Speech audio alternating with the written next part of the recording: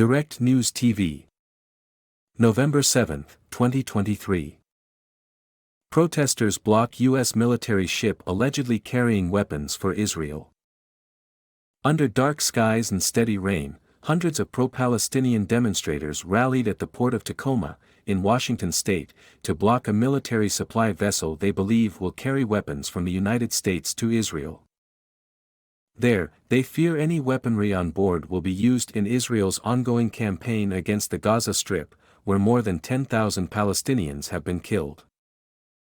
We want a ceasefire now. We want people to stop getting murdered now.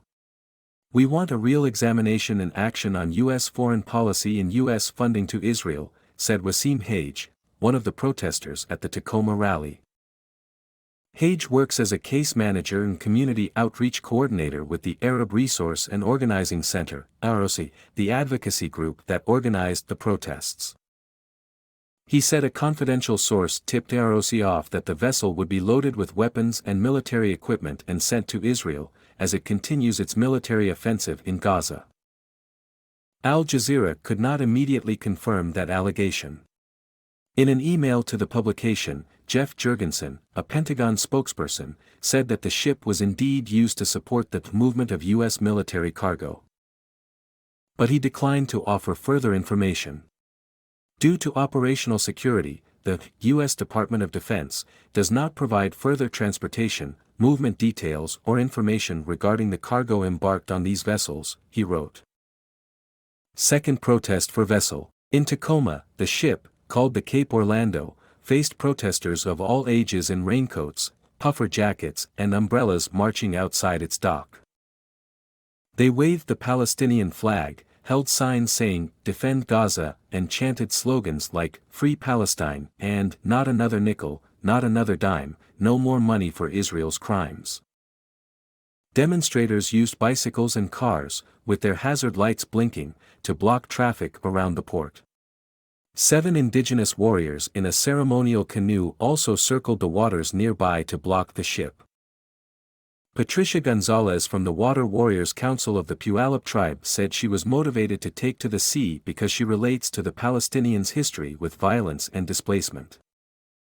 Her ancestors, she explained, were forced to attend indigenous boarding schools, institutions designed to extinguish native cultures. The Canadian government and even Pope Francis have called the schools instruments of cultural genocide. Gonzalez said her community is still grappling with the intergenerational trauma of that history. "When it comes to genocide, we definitely understand that," she said.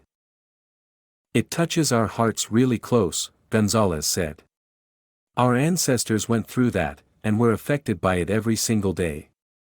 And we would never wish that upon another nation." Abby Brooke, who is Jewish and anti-Zionist, helped organize Monday's rally. Her visits to Israel and occupied territories in the West Bank and the Golan Heights inspired her activism.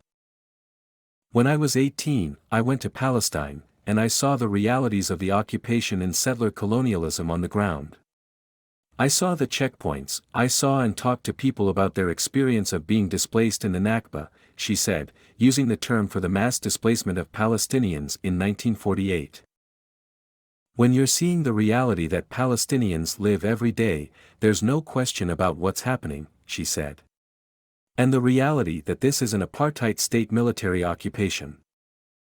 She said a broad spectrum of people attended the Block the Boat rally to interrupt the violence in Gaza. People wanted an opportunity to literally put themselves in the way of the genocide that's ongoing. This is the second week in a row that the Cape Orlando has faced attempts to scuttle its voyage. Last Friday, when the Cape Orlando was docked in Oakland, California, 3 protesters latched themselves to the ship's ladder, delaying its departure for hours. The U.S. Coast Guard said in a statement that it ultimately removed the 3 protesters after they reportedly trespassed onto the vessel. They are currently under investigation for potential violations of federal law. Other protesters had breached the fence surrounding the pier that the Cape Orlando was moored to, the Coast Guard added, accusing some of tampering with mooring lines. Hage said the outcry against the Cape Orlando and its suspected cargo sends a strong message to President Joe Biden, who is currently campaigning for re-election in 2024. We're seeing some of the largest anti-war protests since the George W. Bush years happening right now, and this is ahead of a very competitive election, Hage said, referring to a presidency that oversaw wars in Afghanistan and Iraq. U.S. military assistance to Israel. Biden recently called on Congress to provide more than $14 billion in aid to Israel, which is in addition to the $3.8 billion the U.S. already pledged to provide for 2023. The U.S. has been the largest provider of military assistance to Israel since the country's founding in 1948. It funds approximately 16% of Israel's defense budget. Following the surprise attack on Israel on October 7, Biden also announced his intention to provide additional military assistance, including ammunition and interceptors to replenish Iron Dome, Israel's missile defense system. However, it is hard to verify what weapons are being transferred from the U.S. to Israel, according to Elias Yusuf, a research analyst with the Conventional Defense Program at the Stimson Center, a U.S.-based think tank. He pointed to a lack of transparency on the part of the Biden administration. The United States, at least officially, has made very few statements that detail what's being transferred, he said. Unlike the war in Ukraine, where we have these nice fact sheets that the Department of State produces, there is no similar platform for us to go and look at arms transfers to Israel. That said, he believes there is a very high likelihood that U.S. weapons are being used in Gaza. Given the intensity of the fighting, I'd say it's almost certain that U.S. weapons are involved in the fighting in Gaza. Lack of oversight. Sarah Yeager, the Washington director for the nonprofit Human Rights Watch, said her group is pushing U.S. lawmakers to provide oversight for military assistance to Israel. Congress, at the moment, their main job is to provide oversight of weapons sales, Yeager said. So if they're not asking questions about where these weapons are going and how they're being used, then they're not quite doing their jobs.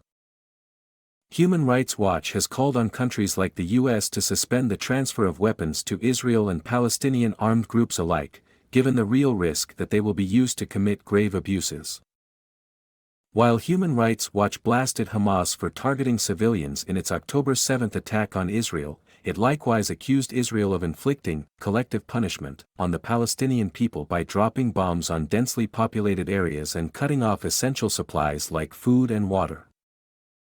It also noted Israel's suspected use of white phosphorus, a toxic chemical that can burn at extreme temperatures and is illegal to use against civilians. Israel has denied using the chemical against civilians. Yeager said the U.S. has a responsibility to ensure its money and weaponry are not being used to harm civilians. I think the first step is for Congress and the Biden administration to reassess where the weapons are going and if they are being used to commit violations of international law, Yeager said.